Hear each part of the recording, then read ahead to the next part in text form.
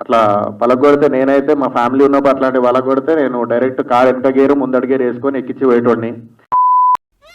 Hi guys, so ఫైనల్గా అయితే పల్లవి ప్రశాంత్ని arrest చేశారు. Hyderabad Jubilee hills police station పోలీసులు అయితే అరెస్ట్ చేశారు. తెలుసు కదా ఎందుకో. పల్లవి ప్రశాంత్ అన్నాడు నేను పరారీలో లేనని, రాంగ్ న్యూస్ స్ప్రెడ్ చేస్తున్నా అన్నాడు. నేను పరారైనా నేను ఏడికి పోలే, ఇంటికాడే ఉన్నా, ఇది మా ఇల్లే.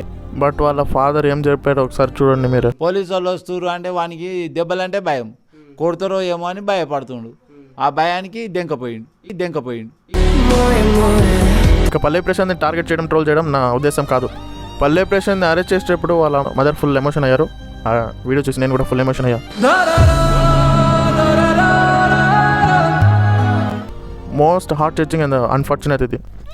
అరే పాపం, ఆయన పోలీస్ చెప్పిన మాట విని బ్యాక్ డోర్ నుంచి వెళ్ళిపోయి ఉంటే, బ్యాక్ గేట్ నుంచి బాగుండేది. అయిపోయింది. Is learning lessons hard way for the unfortunate. Pallavi Prashanth ఫ్యూచర్లో ఇలాంటి మిస్టేక్స్ చేయకూడదని కోరుకుందాం. మరి ఈ కేసులో ఏమవుతుందో చూడాలి భయ్యా. పల్లవి ప్రశాంత్ లాయర్స్ ఏం చెప్పారంటే, దయచేసి పల్లవి ప్రశాంత్ సపోర్టర్స్ ఎవరైతే ఉన్నారో జూబ్లీ హిల్స్ పోలీస్ స్టేషన్ దగ్గరికి రాకండి అని చెప్పారు. చిన్న విన్నపం ఏంటంటే, చాలా మంది జూబ్లీ హిల్స్ పోలీస్ స్టేషన్కి వస్తున్నట్టు తెలిసింది. మీరు దయచేసి ఎక్కడ వాళ్ళు అక్కడనే స్టాప్ కండి, ఇక్కడికి రాకండి. మళ్ళీ మీరు ప్రాబ్లమ్స్లో ఎదుర్కొంటారు. మీ మీద ఒక ఎఫ్ఐఆర్ ఏంటంటే మళ్ళీ మీ కెరీర్కి problem. We're trying to the best to bring out Pallavi Prashanth back అని కూడా చెప్పారు. పల్లవి ప్రశాంత్ని సేవ్ చేయడానికి మేము మా అడ్వకేట్ బృందము చాలా మంది ఉన్నాం.